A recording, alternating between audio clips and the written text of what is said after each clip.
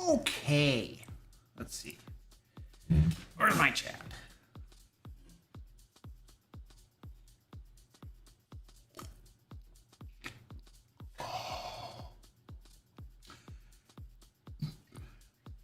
I swear Dr. Pepper is like the best drink in the world. It's so good.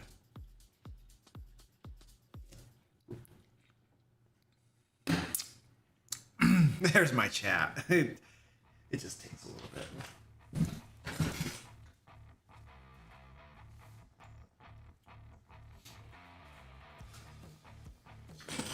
Oh.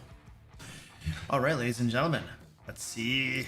Hey, what's going on? How you doing? Welcome to the live stream. So, who else likes Dr. Pepper? Like, this is one of my favorite drinks in the world. The only thing that I don't like about Dr. Pepper is I can't find a decaffeinated version of it. Like, I avoid caffeine. I avoid all caffeine as much as I can. But I cannot find a decaffeinated Diet Dr. Pepper. Like, I can find Diet Pepsi is decaffeinated. And then obviously things like ginger ale and 7-Up don't have caffeine anyway, you know. But like Diet Dr. Pepper, I cannot find a decaffeinated version, and somebody's got to solve this problem for me because I need decaf of it. So my wife hates Diet Dr. Pepper, or she hates Dr. Pepper.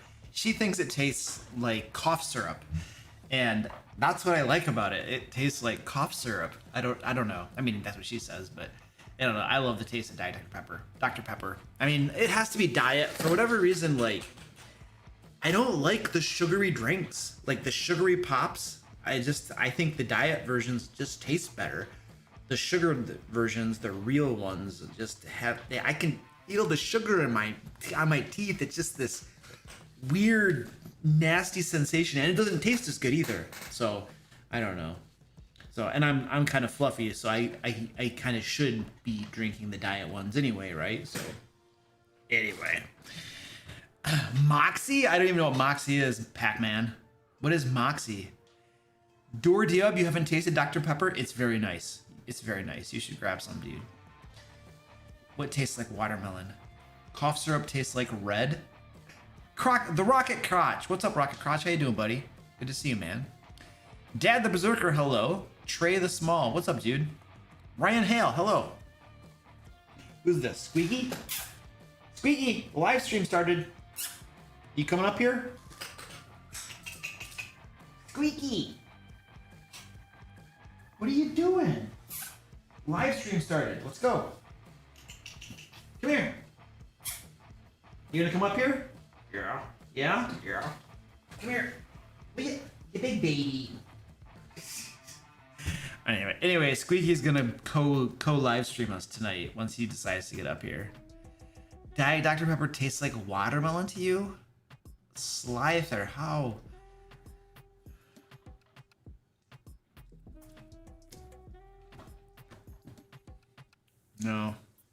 No, not watermelon.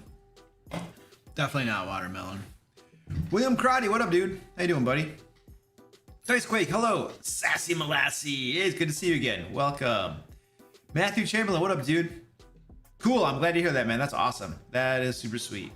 Super sweet, thank you. Congratulations, glad to hear that. Crucible's Kingdom said, oh, not the diet. Oh, the regular Dr. Pepper tastes like watermelon? Oh, that's interesting. I'm sure I've had regular Dr. Pepper before. I just don't remember. Okay, so this is my question. What is the difference between a diet soda and a zero soda? Because I see these. It's like, I'll see it at the store. It's like Pepsi Zero and then Diet Pepsi. Like, I have no idea what the difference is. What the heck is the difference? Joe Knight, welcome to your first live stream, dude. Okay, difference between diet and zero. What the heck is this crap? I don't know. Are diet and the zero the same? Like, I'm trying to, like, here. I'm doing a search here. Are diet and zero the same? The taste. Both drinks are sugar-free and color-free. Coca-Cola Zero Sugar looks and tastes more like Coca-Cola original taste, while Diet Coke has a different blend of flavors, which gives it a lighter taste. So the zeros, they're trying to like have it taste the same as the original, but diets have a unique taste. I mean, they definitely do. I definitely agree that they do. I love Diet Pepsi. Diet Pepsi is, oh, it tastes so good. Diet Coke is like, I guess if that's all you have is Diet Coke, I'll drink it, I suppose. They use different sweeteners. I mean, Diet usually uses aspartame. What happened to the D&D discussion? Oh, I don't know. Somebody got us off on a tangent, and I fully blame Ryan Hale. We're gonna go with Ryan Hale. It's Ryan's fault. So you just, direct all your vitriol and, anger toward Ryan Hale, and we're gonna scapegoat him, because every monumental failure has to have a scapegoat, and we're gonna pick him because his name was there when I looked. Yeah.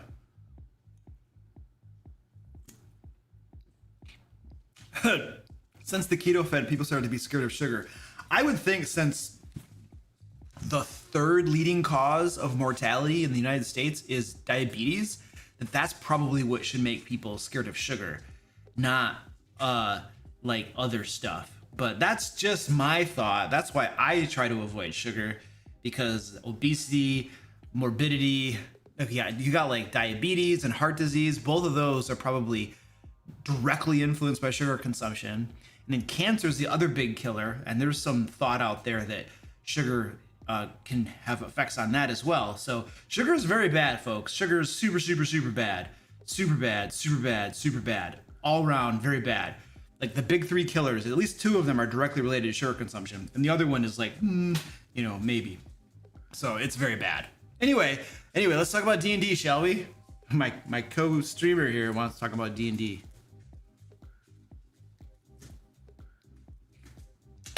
All right. So tonight we're going to do Q&A. You asked your questions, I will answer them. And we have a giveaway going on as well. We'll get a link down in the chat for the giveaway. You can join the giveaway, sign up for it, and we will draw the winner at the end of the stream. It's $50 DM Lair store credit. You can get a whole bunch of cool crap over there, books and stuff that we have, resources for game masters.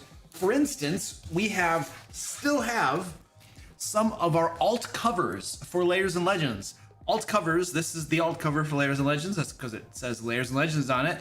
And this is the alt cover for Loot and Lore. We still have some of these over on the store.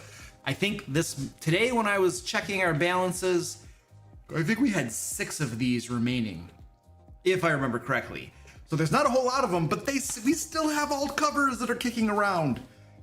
So if you want to grab these, this is like 700 pages of 5th edition resources.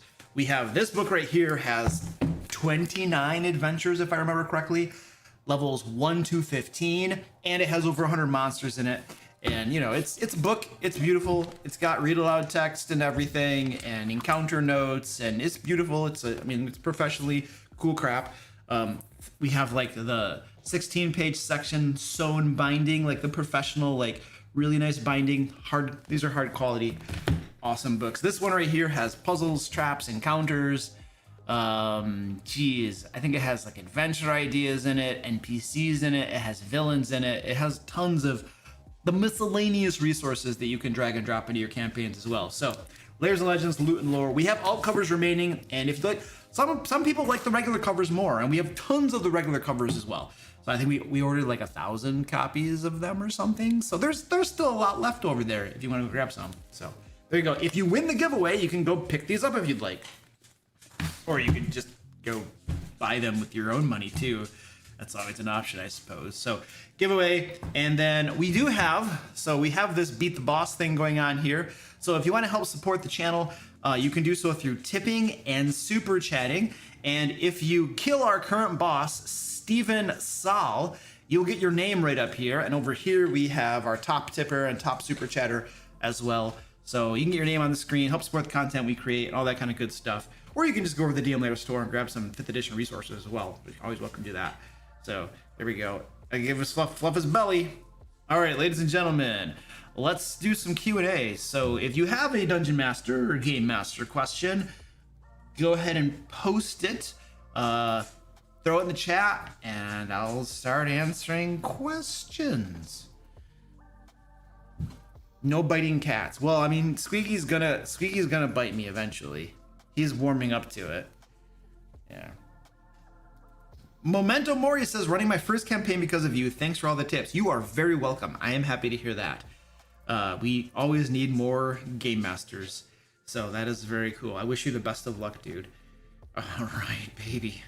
Here we go. Get that rubbing going on. You're here for the cat strike? Oh, Fred, you have to remind me to do the cat strike. Remind me in about 40 minutes, top of the hour, and we'll do a cat strike, dude. Gotta remind me of that stuff. If you put a question already, just repost it. Nobody's gonna beat you with a stick or anything. Because I have a hard time scrolling through chat and finding questions.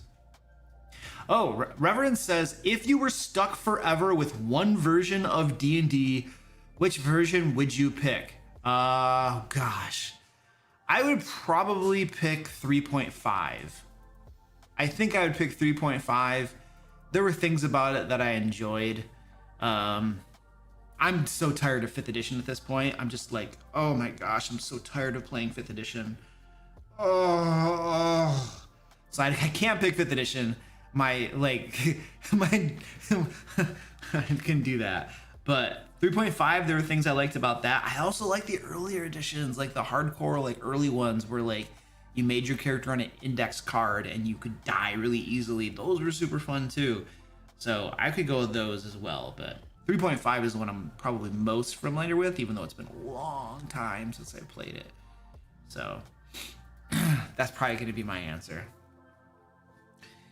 How do I keep players active in my group? I keep having players get bored after a session or two and leaving. Ask them. The only way you're gonna know is if you ask them, hey guys, what are you finding about the game that's like boring or not interesting? Like, what is it? What can I do to make the game better?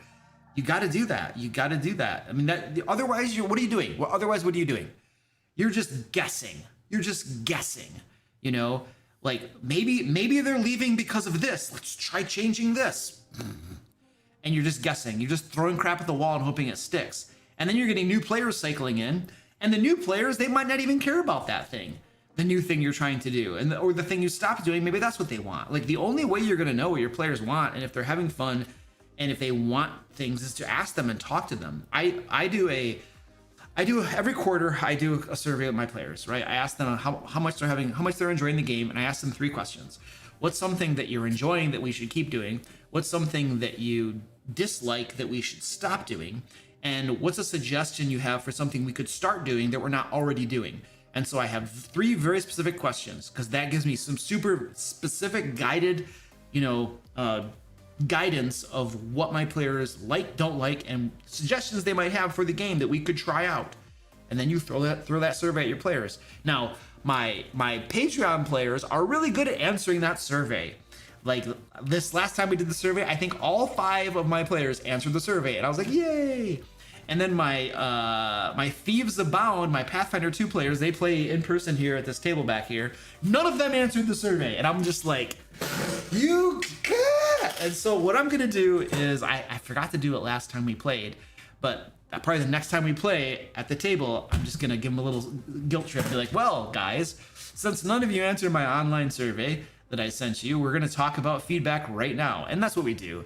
I'm just gonna poke at them. I'll give them a little bit of a pokey guilt trip, not a serious one, but whatever. They're all busy adults. They have jobs and crap. They have like dogs that poop on their floors. They gotta clean up. So they're busy. You got cut them some slack.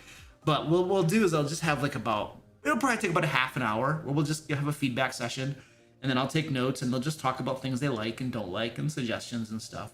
We did that a few months ago, and we'll time to do it again, because none of them answered my survey. But that's what you do. You got to ask them for feedback, and if you got people coming and leaving after 2 sessions, that is a high turnover rate.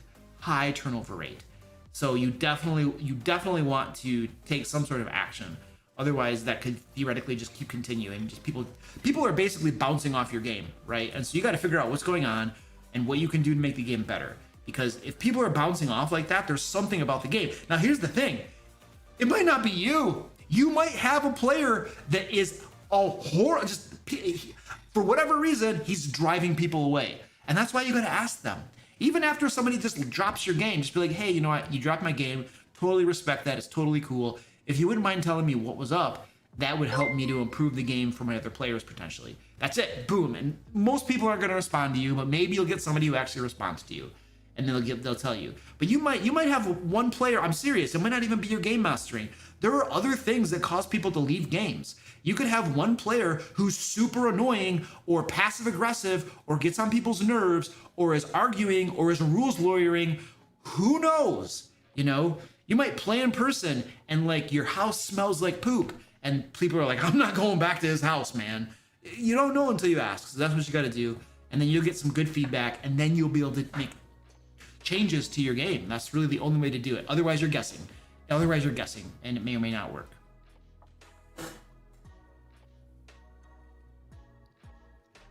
Oh, Dr. Pepper. It's so good. All right, cool. So I see a whole bunch of other questions. I'm going to do the best I can to get to all these questions, but there's more than I can possibly answer. But if you do throw a super chat, I will prioritize those to the very best of my ability. I see one right now from Eric from Phoenix, and I'll get to that in just a moment. So, but yeah, tons of questions. Here we go. So Eric from Phoenix, and I recognize your name, Eric from Phoenix. I totally know you've been on the stream. I've seen you a lot, dude. Been a long time since I could join a live stream. Love your content, Luke, and all the books. Can't wait to get the newest version. My family is on the last part of Dragon of Icespire Peak. Been at this point for 3 years. Woo! Icespire Peak is like wait, doesn't that go to like level 5 or something? So it's taken 3 years to get that far? That's a long haul, man. I hope you guys are having fun with that. I don't have it. I haven't read it before, so I don't really know anything about it. But if you guys are having fun, that's all that matters. So, and I'm happy that you're enjoying the content, dude. I appreciate that. And by the way, he also just dealt a whole bunch of damage to our current boss through his super chat. So the next person, I think it's like $27 will get your name right here displayed up on the screen for all to see. You'll also get your question service, and I'll get to it right away. All right, let me grab another question here. Dan Emison says, I do session feedback surveys with my campaigns and it works so well. It does. It's super, super helpful. Super helpful. Let's see. I'm looking for questions. Hey, Luke, can you explain to me how aquatic combat works? I know while underwater, they take some sort of penalty to their attacks and movement unless they have a swim speed. Just trying to understand it. Well, yeah, let's just go look at the rules really quick. Let's go. We're going to see if I can find it on D&D Beyond. I know where it is in the book. I can find it in the book, but we'll just see if it says anything about aquatic combat. I think it's called underwater combat. Let's see if I can find something. Probably not going to find it. The search functionality is really bad. It's horrible. The search functionality is like the worst thing in the world. So we're going to have to go through the source book and just I hate this site. It's so horrible. Okay, so adventuring, the environment. I think it's here. Let's see if this is it. Suffocating, true sight, food and water.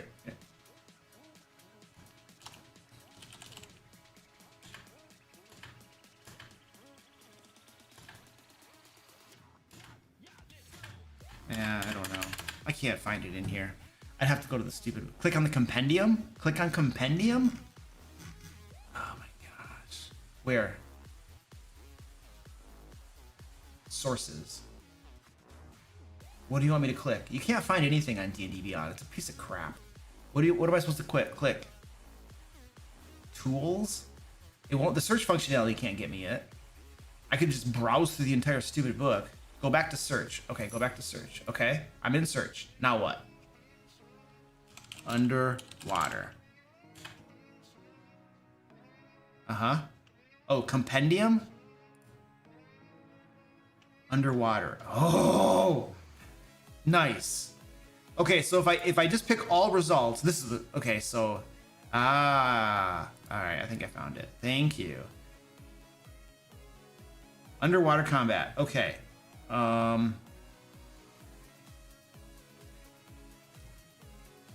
does it say? When making a melee attack, a creature that doesn't have a swimming speed has disadvantage on an attack roll, unless a weapon is one of these. There you go. So that's one of the rules. That's how that works. A ranged weapon attack automatically misses the target beyond the weapon's normal range. Okay, so like for instance, a crossbow might have a range of 60 feet. Beyond that, it's not disadvantage, it just misses. Even against a target within normal range, the attack roll has disadvantage unless the weapon is a crossbow, a net, or a weapon that is thrown like a javelin, including a spear, trident, or dart. There you go, there's another rule. Creatures and objects that are fully immersed in water have, whoops, what are you doing over there?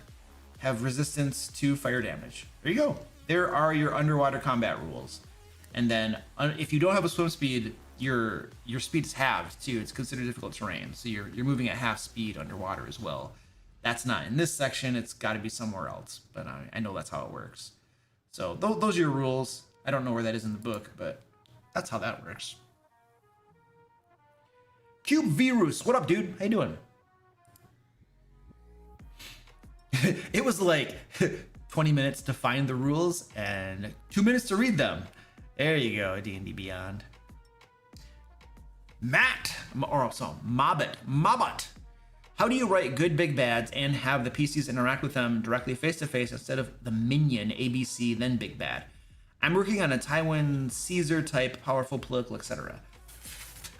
So I think one of the most important things about having a big bad is deciding what their motivation is. You want to know what their motivation is, what they're trying to do, and why they're trying to do it. And that is probably one of the most important things about writing a good big bad, because that influences almost every aspect of role-playing them. If you said there was like a Caesar type. So if you have a Caesar type, like my history on Caesar, I mean, he tried to keep his power after. So Caesars were like, if I remember correctly, I think I could be totally wrong in my Roman history, but I believe the Senate would put someone in power, a Caesar, for a temporary period of time when there was a crisis, such as an invading army or something.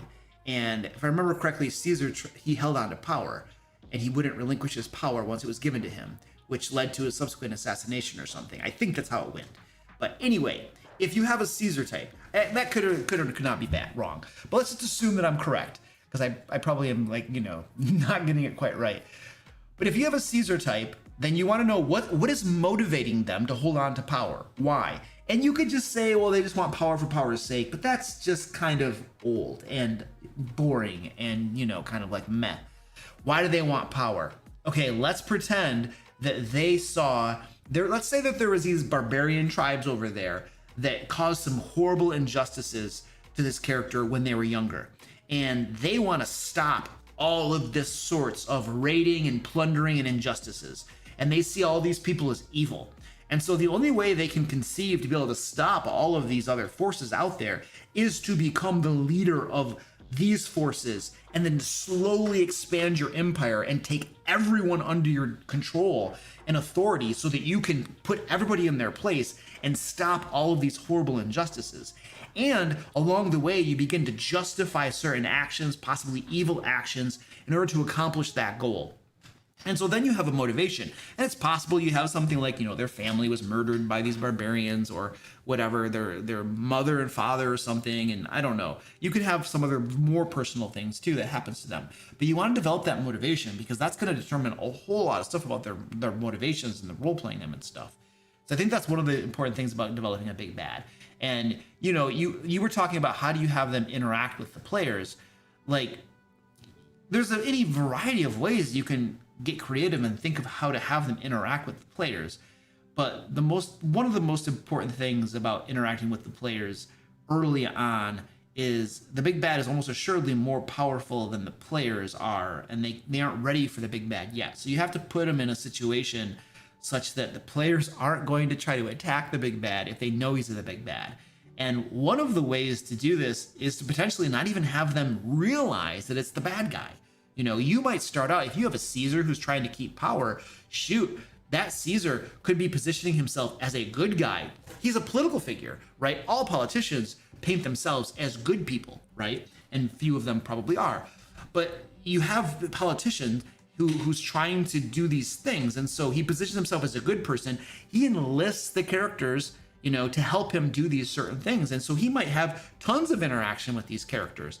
And it might be over the course of the campaign that the characters, the players start to get the feeling that, oh, what are we doing? Is this guy actually a good guy or is he a bad guy? And maybe the Caesar starts to ask him to cross the line or something. So that's just one way you can have him interact with them. And, you know, so there's a lot of different ways you could do that. You just have to kind of get creative and brainstorm it and figure out how you want to implement it.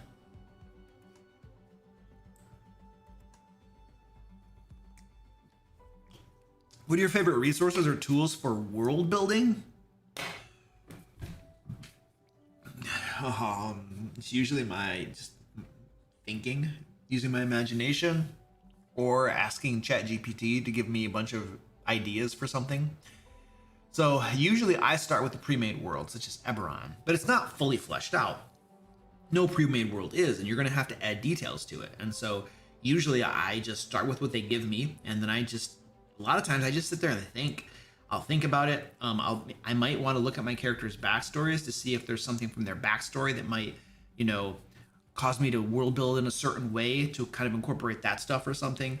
But honestly, when I'm world building, I don't think I have a whole lot of online resources and stuff. I usually just open up a Word document and just start typing things out and designing stuff. That's usually how I do it. ChatGPT is great for giving you ideas and brainstorming content or outsourcing creativity, so to speak. But that's really probably my only tool for world building, because it's mostly just me thinking and using my imagination, to be perfectly honest, when I'm world building.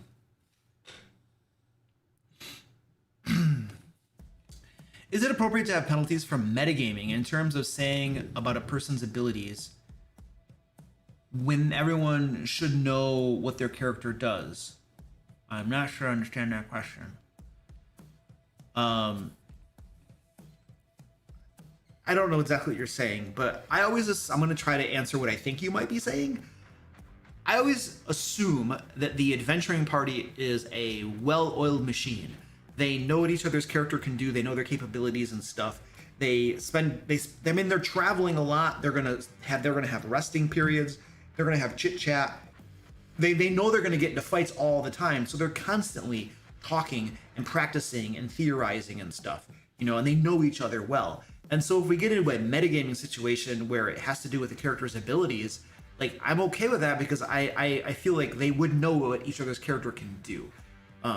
And even things like, hey, guy, you know, even something like, you know, the first time the wizard casts Hypnotic Pattern, it's okay to assume that the other characters know what that spell does and that they shouldn't attack, if they attack the enemies, it'll wake them up. Why? Because the wizard probably told everybody, hey guys, I have this new spell I learned. I haven't cast it yet, but I have a new spell. And when I cast this and you see people just standing there, like, you know, swaying back and forth, if you hit them, it'll snap them out of it. Like, the wizard's going to explain this when they're walking somewhere or when they're sitting around a campfire. You know, I assume that they're going to talk to each other about that, you know? And so when it happens in combat, it's okay to just have that little bit of, like, metagaming where they're just kind of explaining that, you know, and give it to them for free because their characters would know. It's reasonable to assume that. Oh, yeah. I'm dropping a lot of frames right now. I really got to change my internet provider. I have got to call and change my internet provider because I currently have WoW and they are horrible. At least once a day, sometimes twice a day, my internet will just completely die. And I'll have to wait for 5 minutes, maybe tops, before it kicks back in.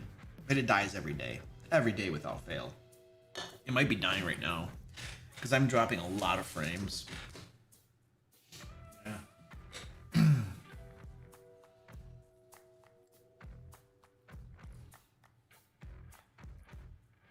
I'm just gonna sit here and kind of wait until I see that my frames start coming back. Wow. Sorry about the lag.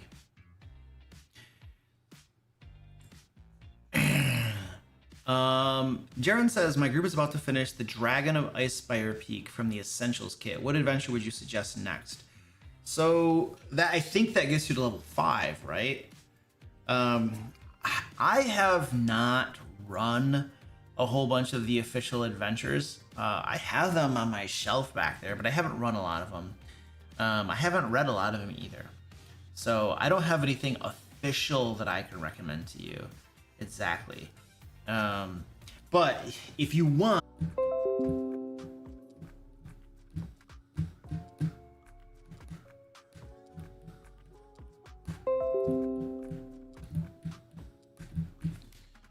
I think I'm back. All right. Oh, no. Wait. Oh, no. It's going back red again. It was green. I was green for a moment. And then it was red again. Oh, no. I'm dropping like 40% frames.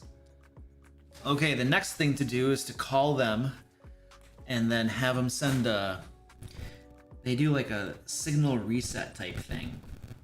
I have them in my freaking contacts here because I have to call them constantly.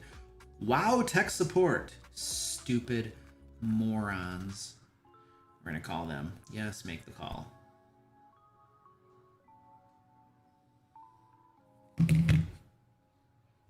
Hi, and thank you for calling WoW. We're here to connect you to your world through reliable services that make life easier. You suck, WoW. So let's get started. Para en español. Marca el número 8. Look, this guy's Spanish accent is like gringo accent. No sabe nada de hablar español. Did you know that live chat is available for most billing and technical support questions? Visit Huawei.com/chat to chat with an agent today. To make a payment or for questions regarding your bill, press 1. For YouTube TV questions or to add a new subscription, press 2. If you're having trouble with your service or need technical support, press 3. If you are moving, did you know that most issues can be resolved with a signal reset? Sending a signal will temporarily disconnect your phone, 911, and internet services. This process can take up to 10 minutes. If you would like us to send a signal to your devices now, press 1. Otherwise, please remain on. A signal has been sent to your devices. If you have any personal devices in your network, be sure to fully reboot those devices as well. If you're still experiencing a technical issue after 10 minutes, give us a call back for further... No, I'm just gonna change my ISP. Are you kidding me? I have to deal with these idiots so much, man. So at some point, this is what despair looks like. So at some point, the stream is gonna die because they're gonna send the signal reset. But it's pretty much dead right now. I have 35% drop frames, so it's not doing anything right now anyway.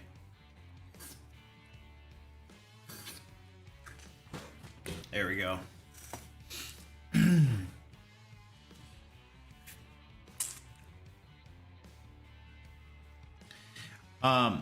Austin Hansen, dude, thank you so much for the $50. What is that? Is that a tip? Is that a tip or a super chat? It looks like it's a tip. I think it's a tip. Anyway, thank you, dude. I really appreciate that. I'm gonna answer your question as soon as I'm confident that my live stream.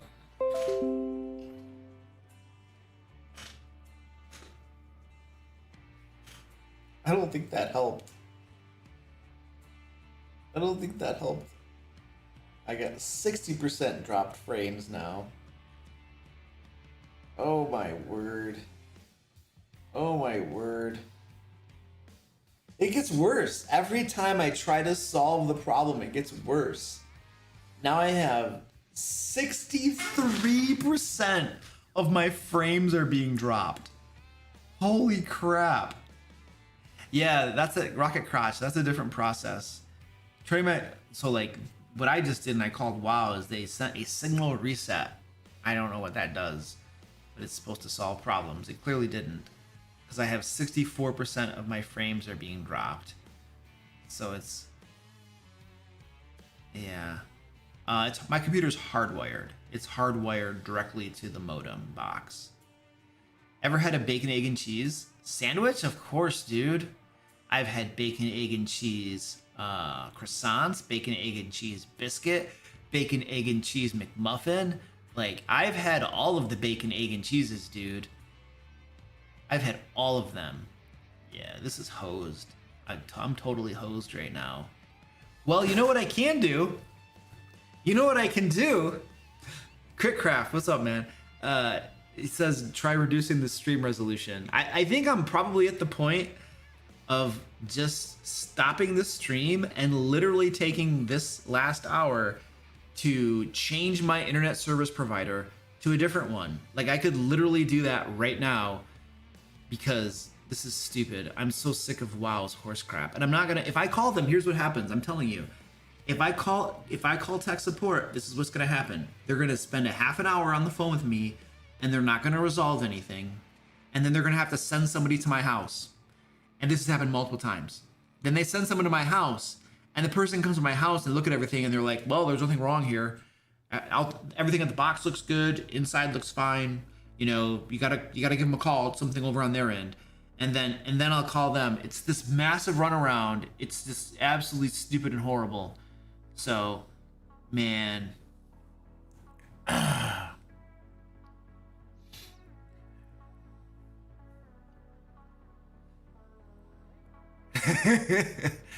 Can people confirm it's still really bad, right? Like you guys are, the stream is on the rocks with you guys, right? It's really bad still. Because the other thing I can try is turning off OBS and starting OBS back up. That's another thing I can try that might do something. Dordiub, I see your question and I have some good answers for you. I just want to make sure that you can actually hear me before I give you the spiel. You know what I'm saying, dude? Life is a wilded ride.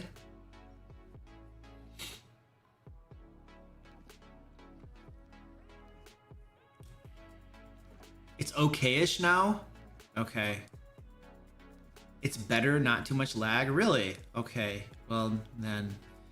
Okay, if it gets bad, you guys gotta start saying, Luke, it's screwed up. Luke, shut up. Luke, stop talking. Luke, we can't hear you. You gotta like upgrade from AOL. Fred, you know, yeah. Some people in chat don't know what AOL is. You didn't live through those years. Okay. I have fiber. Look, check this out. Where's this thing? I literally have one. I have a fiber one right here. I just want to make sure there's no... Okay, so I literally have a handout right here that this is the place I'm probably going to call. I'm going to call these guys and change over. I just haven't been doing it. And they're actually cheaper. Like, this is the package. Right now, this is what I have. I get 500 megabyte download and 50 megabyte upload from WoW, and I pay $80 a month. I can call these guys and get it at half price. So these are the guys that are on my call list. I haven't gotten around to doing it, you know, but it's fiber. It's fiber, so it's better, I guess. I mean, that's what they say. So I gotta call those guys, man. Commodore. Oh yes, I had a Commodore 64. A Commodore 64 is my first computer. Okay, let's do some, let's go back up to this tip I got. So Austin Hansen, thank you dude for the $50 tip. I appreciate that. He says, thanks for all your hard work and advice for humble game masters and players alike. You are very welcome, dude. I'm always happy to help. That's why I do it. He's not helping though. What sources would you recommend I use to get acquainted with the current lore and world of the Forgotten Realms or Faerun, the most recent updates and such? So I have the 2nd edition Faerun box set, Forgotten Realms box set, which I prefer. But there is a YouTube channel, and let me see. What is that? Forgotten Realms Lore YouTube.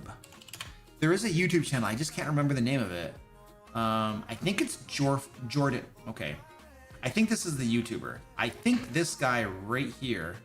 I'm going to try to pull this up for you. I think this is the guy. Come on, clicky, click, click, clickety, click, click. Hello, click, everybody. click. Jordan here. The PH is silent. Shut up. So, Shut up. Okay. Right here. I'm pretty sure that this guy's YouTube channel is mostly dedicated to Forgotten Realms lore. Yes, it is. Forgotten Realms history and lore methodology. Okay, so this is... Okay, shut up. This is where you want to go. This is where you want to go. This guy has like just video after video after video on lore for Forgotten Realms and other things.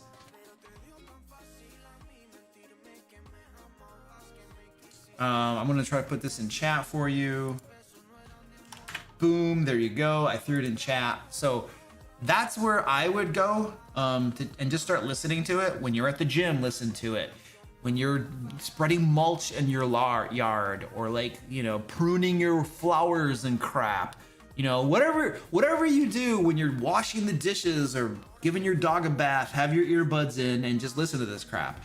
When you're commuting to work, you can listen to this stuff and then you can learn about it, you know.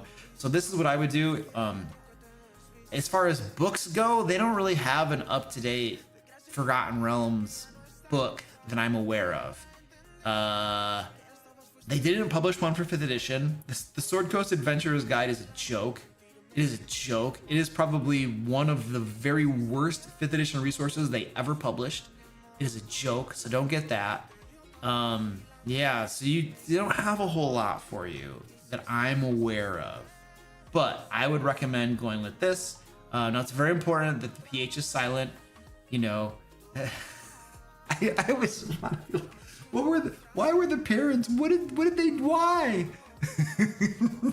His whole life now, he has to go through his whole life telling everybody the PH is silent. And the parents do this sort of thing to their children. I think there are parents out there who are just like practical jokers, and they're just like, all right, what could we do to our kid to make him suffer for all of his life? What could we do? You know what? Let's put some extra letters in his name that don't get pronounced.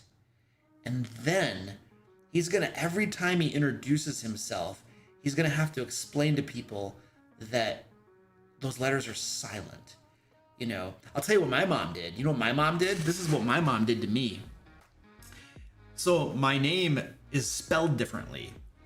So my full name is Lucas, but instead of being Lucas, it's Lucus. So my name is spelled differently, and everybody spells it as AS, and it's wrong everywhere. And I don't care. I don't give a flying crap. But it's wrong everywhere. And if it ever matters, you know, it's not going to match up to my license and my passport and stuff. So I don't know. That's what my parents did to me. You know, other parents do other things. Like this is a really popular thing in Central America. My wife is from Central America, by the way.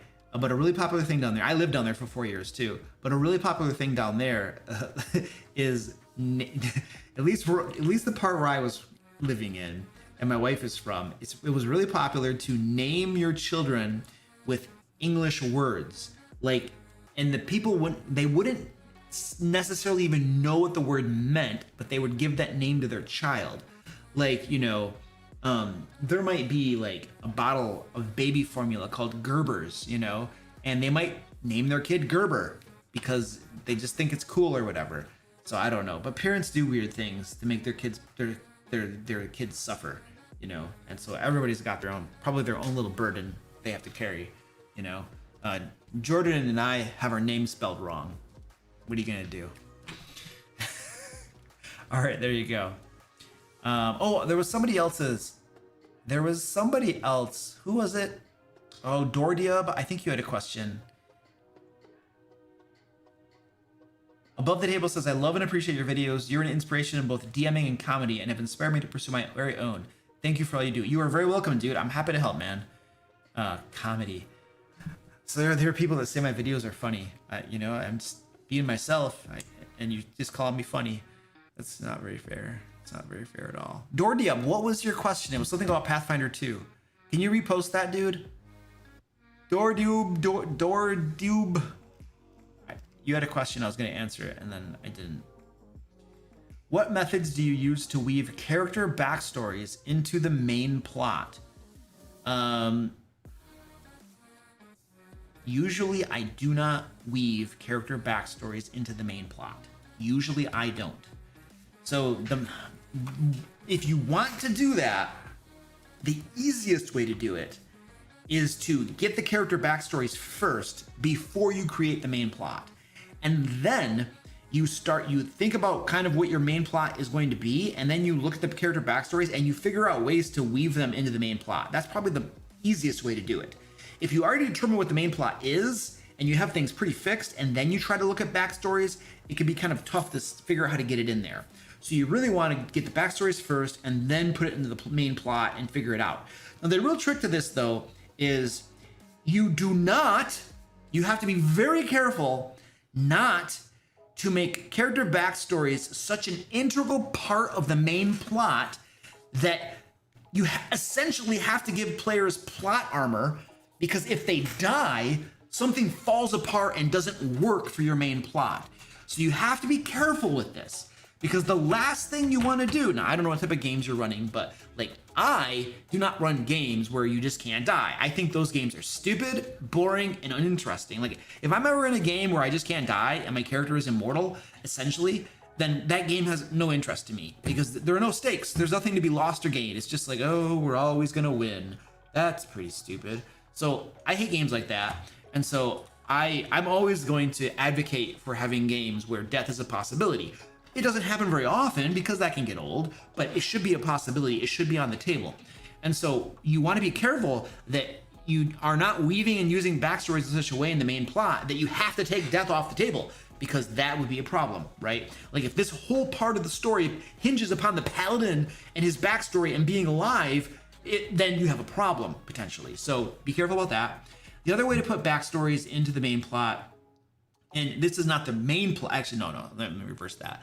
The other way to use backstories is not to put them in the main plot, and that's my preferred method.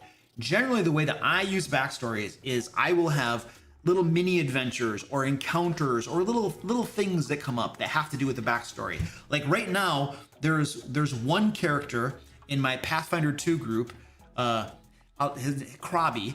So my player Alex has a goblin wizard sorcerer or something called Krabby, and I have a special little part of lore that I created for the world that has to do with Krabby's backstory. Now, the thing is that this little piece of lore is over here somewhere, and the players have been going on side quests for like 3 months, and so they haven't gotten around to finding that quite yet. And I'm really hoping Krabby doesn't die, because I would like to be able to use that thing I created for Krabby. But that's the sort of thing that I do. This is a point of interest that I put in the world, a piece of lore, a point of interest, something for the group to come across, and then the whole group will investigate, but then they'll find out there are certain things here, and oh, this has to do with Krabby's backstory. Oh, cool. And so that's the type of thing that I'll put in the game. There might be an encounter. I might even have an entire little mini adventure that might take a game session or two that has to do with the backstory. So I've done that before. That is my preferred method of using backstories in the game, as opposed to integrating them into the main campaign arc. Because when those are tightly coupled, you can run into trouble with that. So I personally tend not to do that. But I know my friend Ed, who runs games, he a lot of times will get the people's backstories first and then tightly weave them into the campaign. And players love that. Players will eat that crap up. Don't get me wrong, it's a very solid thing to do. There are some pitfalls associated with it, and it can be a bit of work to figure that out, but it can be really cool if you pull it off, right?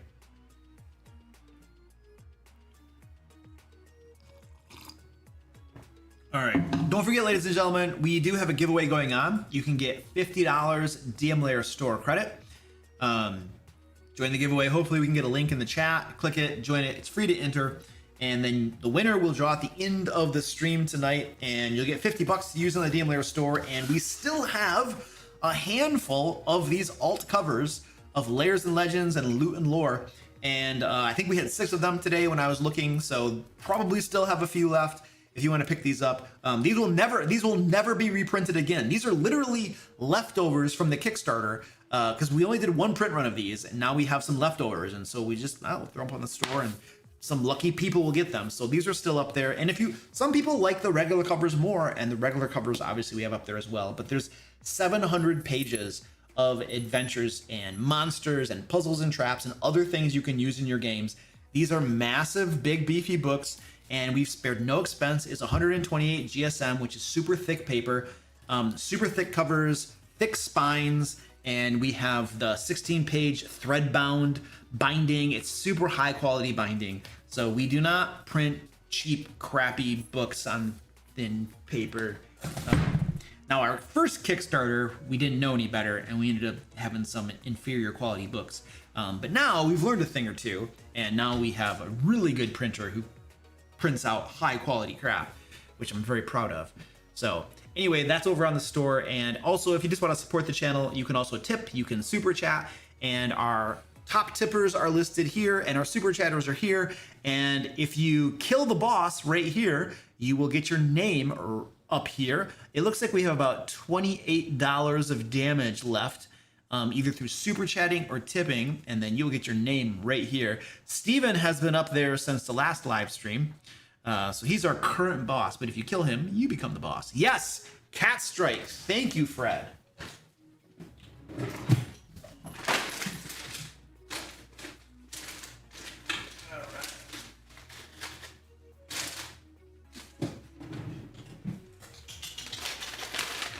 I need a container. I got rid of my plastic container, and I need that so my cats can hear it's snack time. I have 2 of them right here, but the other ones don't know it's snack time. Oh, here we go. Here's another one. I got 3 of them. I got 3 out of 7. Oh, here's 4.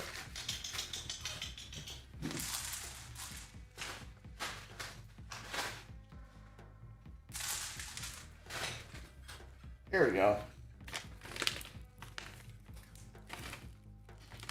They like that stuff.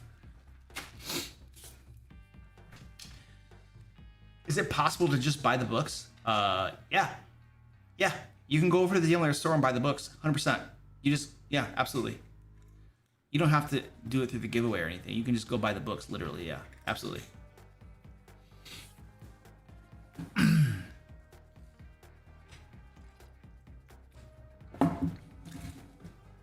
Okay, so here's Dordiub's question. I'm moving my group to Pathfinder 2, Big 5 E-Lovers. 1. What are the best tips you can give as a Game Master starting Pathfinder 2? 2. What are the most important rules to remember? Oh gosh, I can't go over the most important rules to remember, dude. There's probably a lot of them. So the biggest tips I can give you is in Pathfinder 2, there is no adventuring day concept. So in 5th edition D&D, there's this idea of having so many encounters in an adventuring day. And then that's about your budget. And then once you get to that many encounters, then you're supposed to allow them to have a long rest. There's no such thing in Pathfinder 2. There's no adventuring day. There's no budget to the number of encounters you can have per day. However, obviously you can have too many hard ones and players are going to be out of resources and then they're going to start losing, obviously. But because that there is no adventuring day and there's no like budget, what that means is that in Pathfinder 2, when you're using their encounter creation, like their system to balance your encounters, when it says that the encounter is an easy encounter, it's actually easy. When it says that it's moderate, it's actually going to be a little bit challenging probably. The encounters that are severe are going to be pretty brutal. They'll be pretty brutal. Your party is probably going to overcome it if they have all their resources and they play smart, but it's going to be really challenging. If an encounter says extreme, holy crap, it is going to be a brutal beast and they very well might all die. It is going to be nasty, nasty, nasty. So in Pathfinder 2, when it says trivial or easy, and it's not easy, I forget what it's called. I forget what it's called. And then there's a moderate, and then there is, it's low. I think it's low, yeah. If it's trivial, low, moderate, severe, or extreme, it actually is those things. And the book will tell you what that kind of means. So when you're creating your adventures, and I had Mark Seifter, one of the co-creators of Pathfinder 2, on the live stream, and I asked him these questions. This was probably a year ago or so. And essentially the way this was explained to me by the co-creator is that characters in Pathfinder 2, because you can get you can have a lot of healing options and stuff in between encounters, you can throw almost as many trivial and low encounters at the group as you want. And they'll be mostly okay. As soon as you start throwing moderate or severe, it's going to tax them quite a bit. And so if you're designing an adventure, if you have a handful of trivial and easy encounters, and then maybe 1 or 2 moderates, that's probably a pretty darn good amount before they're going to have to rest, and like recover resources. And if you have a handful of trivial and easy or trivial and low, a moderate, and then a severe, that's going to be a rough one, right? That's going to be a challenge for them, a real challenge for them. So, but you can, the trivial and lows, they can just kind of take those on. It's not that big of a deal. It won't tax their resources a whole bunch. You know, it's the moderates and the severes that are going to really start to tax them.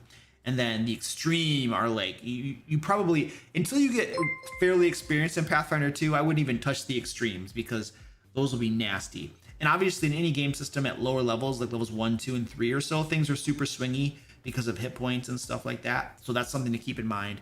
The other thing that I want to tell you is that because there is no bounded accuracy in Pathfinder 2, numbers just keep going up, up, up, up, up, up.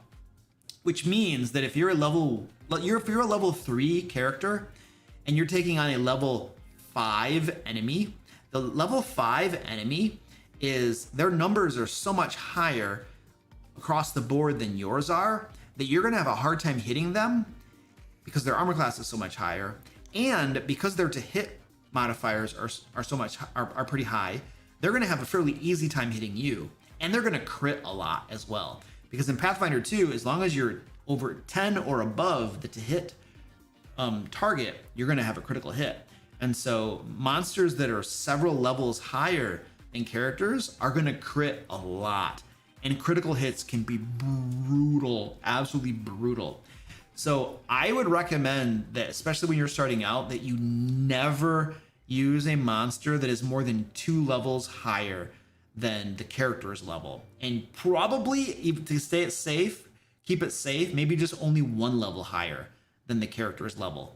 And that could still kind of be challenging. So I would be careful with using monsters that are too much higher. I found this out the hard way. I TPK'd the entire group.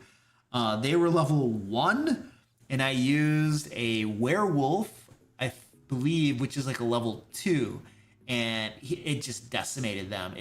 They were like, you know, it was bad. It was bad. So those are a couple tips I can give you that'll probably help you with designing your encounters at the very least. The other tip I can give you is that the pre-made modules for Pathfinder 2 have a reputation for being brutally difficult. Overall reputation of being brutally difficult. Abomination vaults, I can testify, it is so difficult that we were a level 4 group, I think, going through the level 3 part of the dungeon, and we were still getting people were dying left and right. We had to run away constantly. It was just insanely brutal. It was like, there were some encounters, it's like, there's no way you can overcome this. It's impossible. It's impossible, man.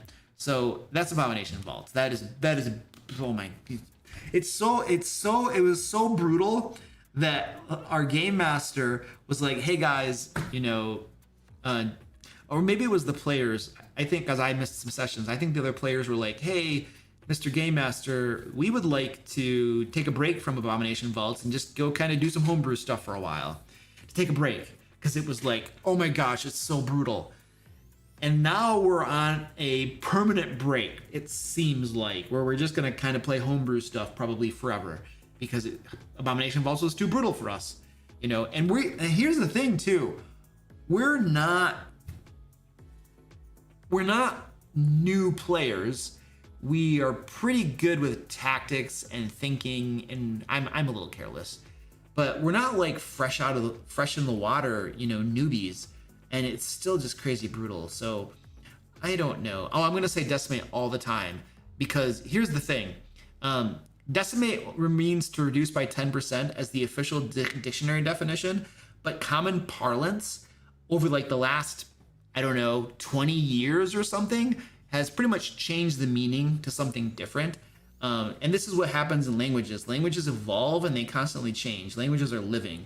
And so decimate, the word has pretty much changed at this point. Everybody uses it a different way than it's supposed to be used, which basically means that the meaning has changed. So, you know, I have a player too who is like a stickler on decimate, and I say it all the time, and I don't care, and I will do it intentionally. And when people challenge me on it, I will actually do it more, just because it's like I'll use whatever word I want to use, man.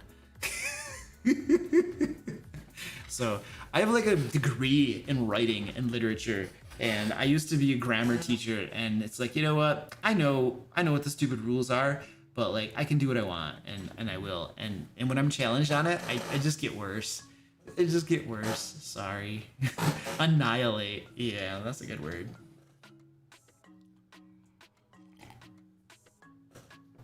Are your Lair magazine adventures balanced properly? Yes, they are.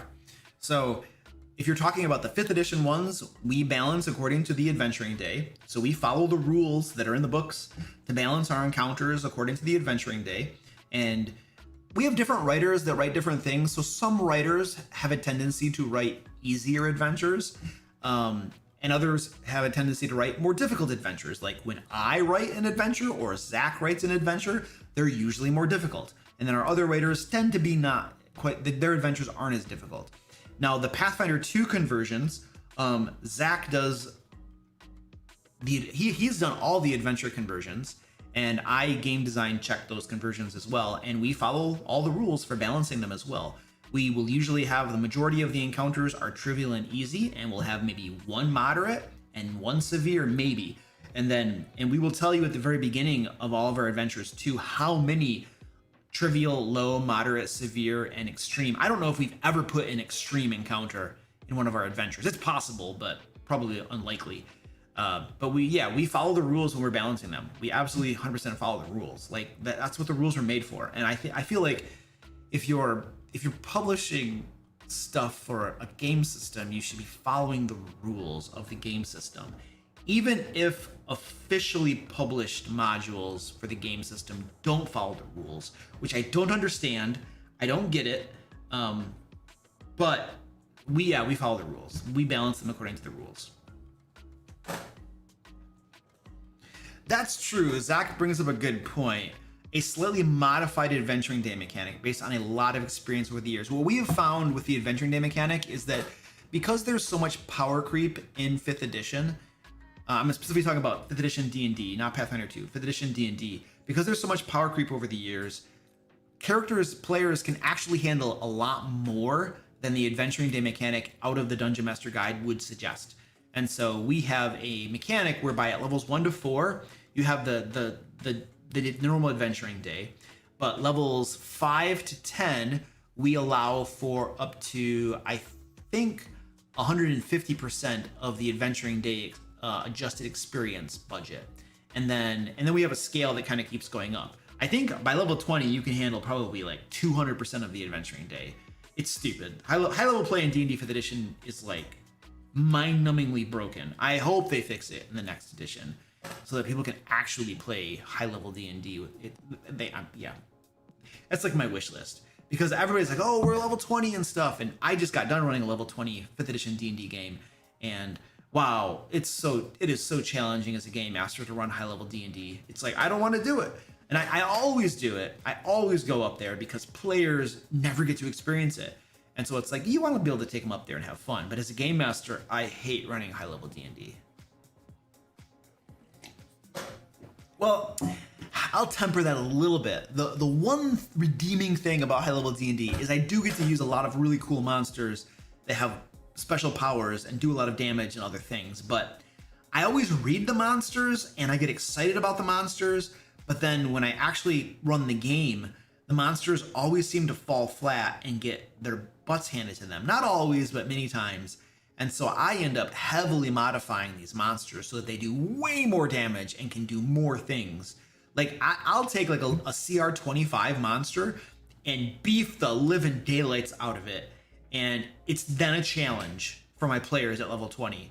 It's like, it's a sloppy mess is what it is. So I really hope they put some love into high level play in D&D 2024, whatever you want to call it. I think that's what they're calling it now. How likely are you going to play a campaign and or make content for DC 20?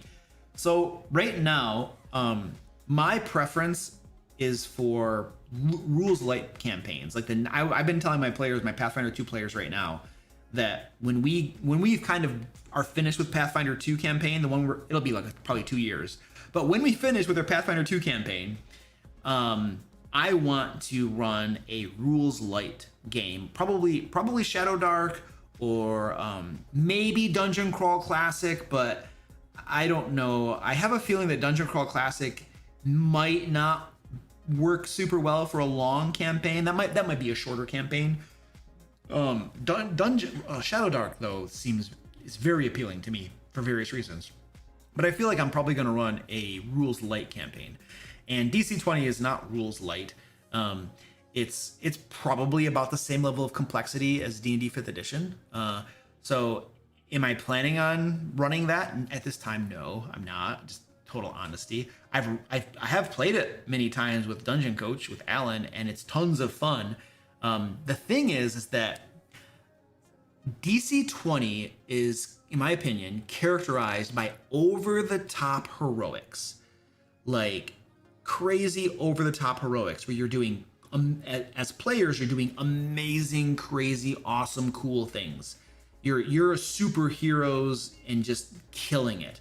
I feel like that kind of is the spirit of DC20, and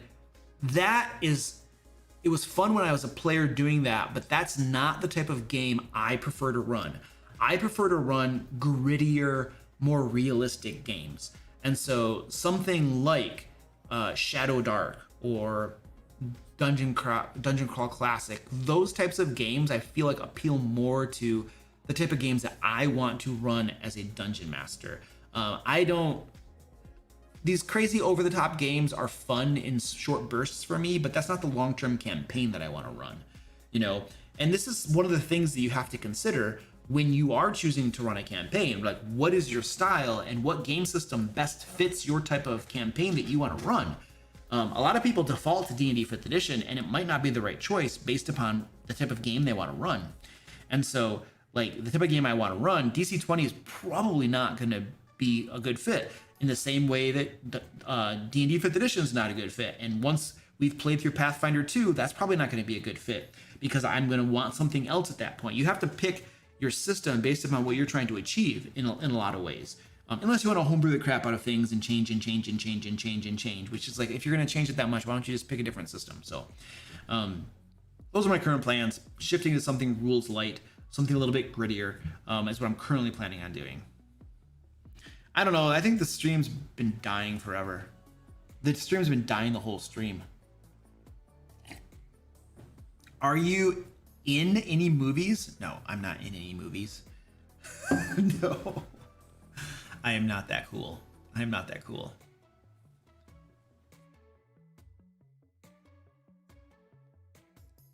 Have you ever appeared in any live plays? Not live, I mean, it depends. Yes, but not like famous ones.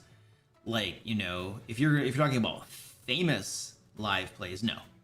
I mean, it depends on how you classify famous, right? Because there are different levels of famous, but no, I would say no.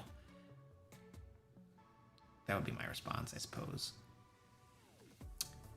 How do you deal with charm spells placed on player characters when they immediately begin not doing their friends? Begin not doing to their friends what they would do to their enemies. What are you doing over here? You can't just get into the catnip stuff. I mean, that's a hard one, right? Because the players, they don't want to necessarily stab their friends in the back, so they're not. Sometimes they won't role play the situation in a way that is true to the spirit of the spell that has been cast on them, and they will look at ways to cut corners.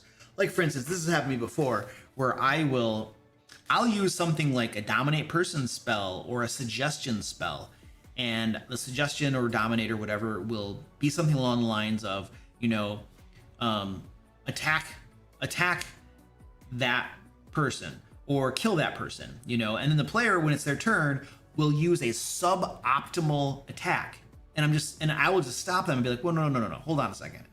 No, your instructions were to kill that person. any other enemy, if you were to try to kill them, you would not attack suboptimally. You would go all out. You would do these things because I've seen you do it before.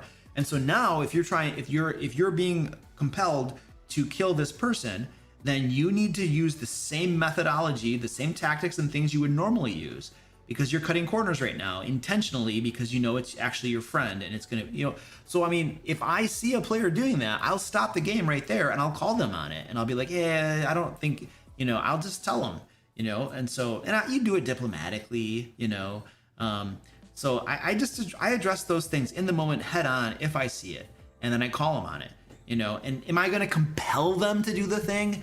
No, but here's the thing. I don't play with like scumbags. So my players, if we have a rational conversation about something and they're doing something like that and I call them on it and they're like, if I'm actually right, because there's sometimes I'll call them on something and I'm wrong, and then we'll have a discussion and I'll be like, oh yeah, you're right. Okay, I'm wrong. It's cool. But if we have a discussion and they're in the wrong, my players are, almost all of them are amazing. And they're going to be like, yep, okay, you're right. Boom. And then they'll do the thing like they should be doing it, And if you have players that are going to just argue with you about that crap and just be kind of sleazy and underhanded, then I don't know. I would probably not want to play with them. But that's just me. So that's how I handle stuff like that.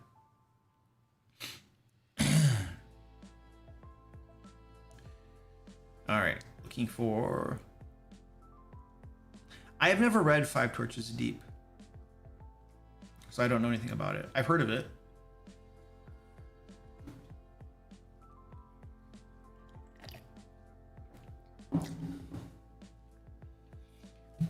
Who wants a Drizzt Do'Urden TV or movie series? Well, it depends on who does it and whether they do it well or not. Because if they really screw it up and do a horrible job at it, I will be very upset. Amazon has a miniseries, the Wheel of Time miniseries. You can watch. So if you're familiar with the Wheel of Time, by I'm thinking Brandon Sanderson, no. R.R. Martin, no. Who wrote the Wheel of Time? Why is that? He's an amazing fantasy author, with an asterisk next to amazing. Who the heck wrote Robert Jordan? There we go. So Amazon has done a Wheel of Times miniseries based upon Robert Jordan's Wheel of Time series. And so Robert Jordan's Wheel of Time series, by the way, the first 5 books or so, amazing. And then everything just kind of drags out. And it's just painful slogs to get through his books. But then when Brandon Sanderson takes them over, it's a breath of fresh air and things are amazing again. I swear, Brandon Sanderson is such a good writer. It is crazy how good he is. I'm reading his Mistborn series right now. He's such a good writer. It's just nuts. So anyway, Brandon Sanderson saved the Wheel of Time series, but that's not my point. My point is that Amazon did a miniseries on the Wheel of Time series, and it is horrible. It is absolutely trash, garbage.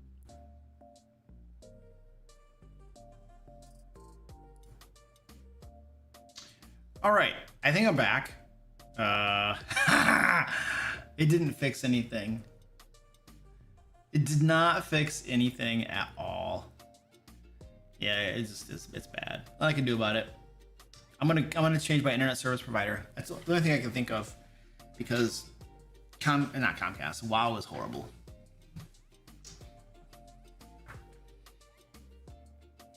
I think commercials are stomping your stream into the dirt. I don't have commercials running. I don't have any ads or commercials running on this live stream at all. So that shouldn't affect anything. I don't know.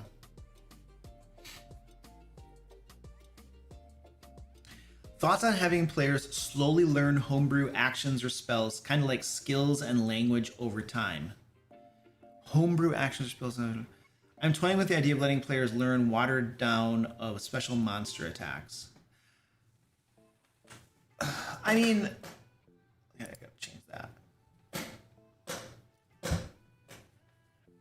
You can do that. There's nothing necessarily wrong with doing that. But how are you balancing that? And are they just going to take a bunch of downtime? Are they going to take like a month of downtime to learn a bunch of new stuff?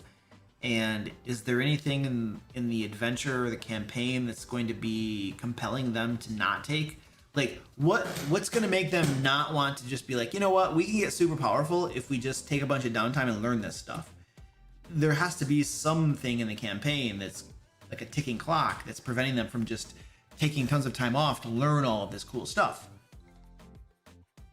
Otherwise, why wouldn't you just take a break from the campaign, learn all this stuff, get tons of power, and then go back and go on the campaign? You know, so there's nothing wrong with doing what you're proposing, but you're starting to homebrew stuff, and you're starting to toy with or tweak or change some core mechanics, and there's going to be a reverberation throughout the game system of the different mechanics when you start to do that sort of thing.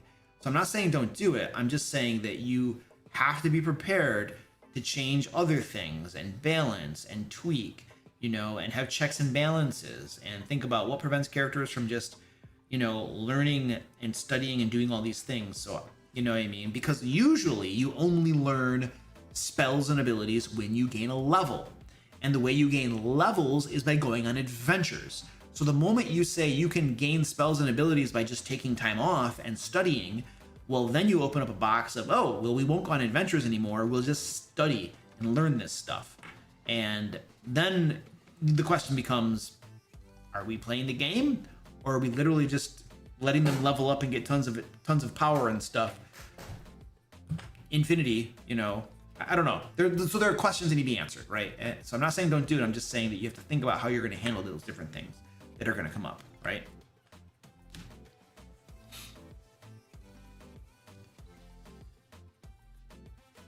So Dan Emission says, have you ever considered creating your own wiki with your own homebrew setting on it? No, I don't care about that. That's too much work. It's too much work. And I don't even have a homebrew setting.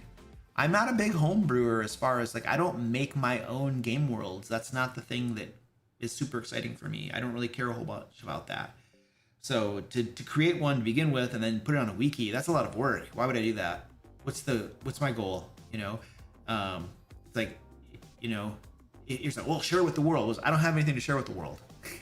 Like, I don't care about that stuff. You know, I'm already sharing with the world what I care about, which is game mastering and the information and helping people and encouraging game masters and giving them tools and stuff so they can run their own games. You know, like that's what I care about, and that's what I'm spending my time doing. So, but homebrew worlds, I don't care about that stuff. There's everybody out there has their own homebrew world, and they and their players probably love it, and nobody else is probably gonna care about it. So it's just it doesn't interest me, that thing, you know. What is your stance on allowing PvP? I do not allow PvP in my games, unless the monster casts a spell like Dominate Person or something. The new monster of Luke's bestiary is called the Lag Overlord, who is a CR16 construct that can disrupt magical abilities and cause others to slow down in time. What do we all think? I think that monster is called WoW Internet. WoW Internet. And I'm going to kill that monster, and I'm going to get Metronet fiber.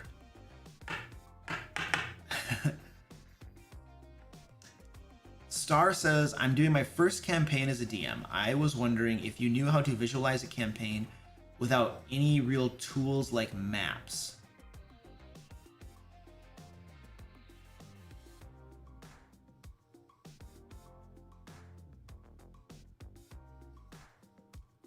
Why would you want to? Why would you want to? When it's super easy for me to get out a piece of paper and draw a map on it. If I'm trying to create a homebrew world, I guess, or if I'm trying to create a campaign and I want to brainstorm monsters and I want to connect the monsters to different quests and stuff, like why wouldn't I get out a map or get out a piece of paper and draw like a flow chart or something? So, I mean, I just don't know why you would want to, you know, doing it. There are certain ways to do things like sketch out a campaign or things that would involve like getting a piece of paper and drawing a flowchart or drawing a map or something. I just don't know why you would want to.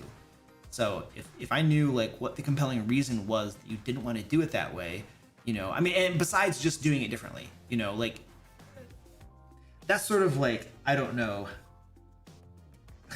like, well, you know, everybody else does it this way, so I just want to do it differently. Like, I know. Those sorts of like philosophical, like, what do you call those? What do they call those? Lone Ranger. There's a term for those. I don't know.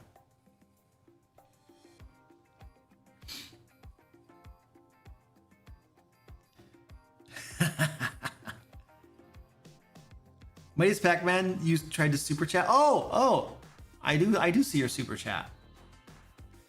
It took a while to show up here. It was a little bit ago. Thank you, Pac-Man. Suggestion for a point of interest in a forest and sea campaign. Okay, so a point of interest in a forest. Okay, I'm imagining there's a forest and then there's a clearing and then there is a chasm in that clearing. And the chasm goes down for a while. And in the wall of the chasm, there's a cave. And in that cave, there's glittering gems and things. And there's something with those gems that if you take any of them, it awakens something in the chasm or something. And then it stalks you. But this creature doesn't just want to kill you.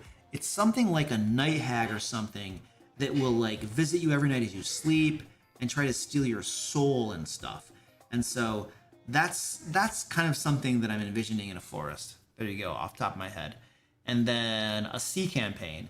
So I'm envisioning for a sea campaign, let's say that you have the sea, and then there's an area of the sea that is never touched by storms. Storms never go near it. And there's always a whirlpool at the center of this area. And there's always very tranquil sea, but there's a whirlpool right there. And you can go up to the edge of that whirlpool just a little bit, or you can use like an airship or something to go over it. And at the very bottom of that whirlpool, there is some ruins down there. There's some like ancient mythical city or something that once was down there. And this is like a source of like tales and stuff. And then nobody has ever successfully gone down there and investigated that city. But there's rumors of like fabled treasures and stuff down there. So I don't know, there's a point of interest in the sea for you. So there you go. I just brainstormed a couple of them. Probably nobody heard me because the stream is dead.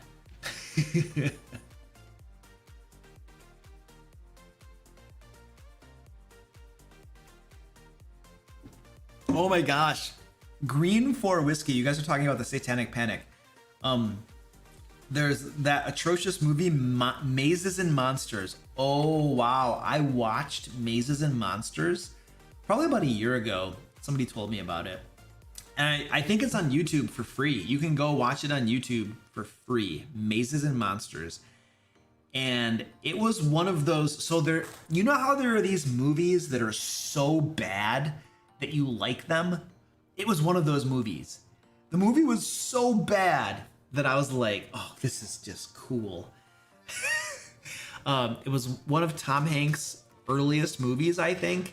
And it was very cheesy. And I don't know. I would go watch it if I were you, because it was just, I don't know, man. It was kind of cool. It was so bad it was cool type of movie. So I don't know.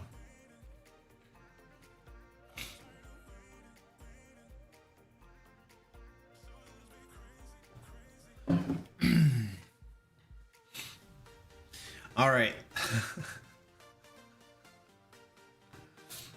All right, ladies and gentlemen, we do have a giveaway going on tonight.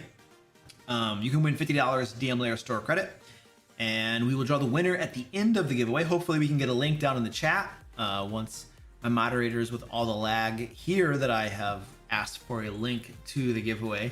And when you join the giveaway, you can, I mean, if you win the giveaway, get $50 store credit. We have cool stuff over in the DM Lair store, like these alt covers of Lairs and Legends. We have about 6 or so of these left. They're running out.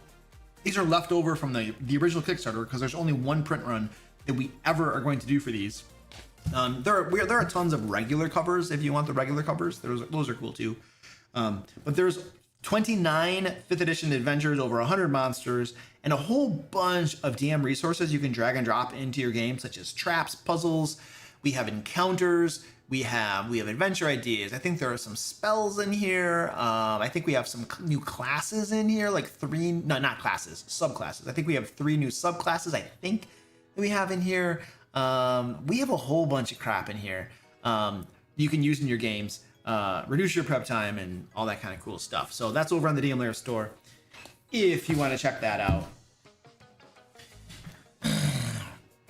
And it looks like, we still have Steven Saul is still holding strong as the boss. It looks like if somebody were to super chat $23 or do a tip for $23, you'll get your name up there and you will kill him and replace him as the boss of tonight's stream. So if you'd like to do that, want to support the channel, you could feel free to do that and kick him off there. He's been up there since the last stream. That's kind of a while to be up there. He's like hogging all the attention up there. Baba Balooey has a session in a desert in about an hour. Any tips for cool desert themed encounters? I don't know. If you want, the best way, in my opinion, to get a bunch of ideas for your game is ChatGPT. You can head over to ChatGPT and say, hey, give me a bunch of ideas. You can head over to ChatGPT and just say, hey, give me a bunch of encounter ideas for the desert. You know, tell it you're running a D&D 5th edition game, and it'll just give you a bunch of ideas. And then you can pick one you kind of like, and you just tweak it, you know, and you change it a little bit. It's such a great tool for brainstorming different ideas and stuff. Now, you can't just take things as is. You got to tweak it. You got to make it more interesting. You got to customize it for your own game and stuff. But as far as like getting started with an idea, it's super useful. Super useful.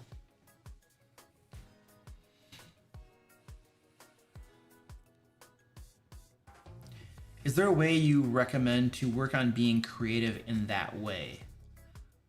In what way? Just making stuff up on the spot, like I did with the 2 point of interests. I mean, I don't know. I feel like if you're, how do you cultivate that ability to just think of things like that? You know, in a way, when I was doing that, I was mostly just improvising on the spot. And I thought of a forest, and then I thought of a clearing, and then I thought of a chasm, and then I thought of a cave, and then I thought of gems in it, and then I thought of a thing that would follow you if you took them, but I didn't want it to be combat, and then I thought of a night hag because they can steal your souls. And so I was improvising, and I was using the yes and.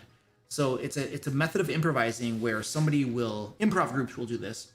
Somebody will say something, and then the next person who's improvising will piggyback on that and add something else to it. They will accept that, they will say yes, and they will add something else. And that's what I was doing. I just thought of something, yes, and then I added to it, and then I added to it, and then I added to it. And you just do that, you know, and it's not always going to be super great what you come up with, and you might need to come up with a few different ideas and iterate on it.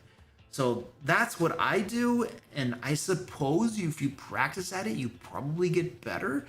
But yeah, I don't know. I mean, different people have different strengths and weaknesses too, so it's entirely possible that some people aren't that good at that, right? And they might never be good at that because, you know, I am not an artist. No matter how much I practice being an artist, I have a level that I'm never gonna get past.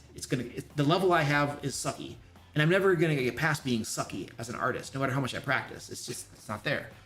So if creativity and like that's not your thing, then use tools like ChatGPT to brainstorm crap. It's super useful. So my players tend to rush after villains through dungeons story to the point where there isn't a lot of time for my villains to logically set up schemes or traps. Do you have any tips for forcing players to rest or stop for a day or 3 rather than rushing through everything? Yes, I do. The biggest thing that I do to make my players stop and give my villains time to do stuff, or for certain things in the world to progress is that I have a requirement in all of my games that when you level up, you must take a week of downtime. Period. End of story. You can't level up in dungeons.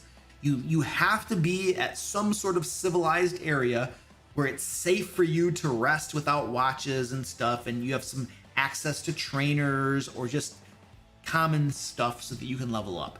So you have to go back to a town or a city, and you have to spend a week of downtime to level up. And